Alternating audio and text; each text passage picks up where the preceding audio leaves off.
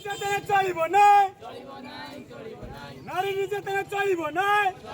नारी सुरक्षा मोर दाबी छात्र छात्री ऊपर अत्याचार चलिबो ना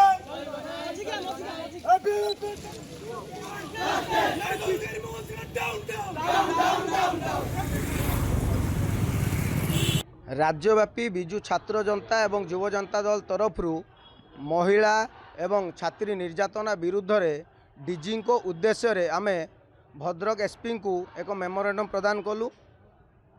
एवं यार कारण कि वर्तमान सारा राज्य रे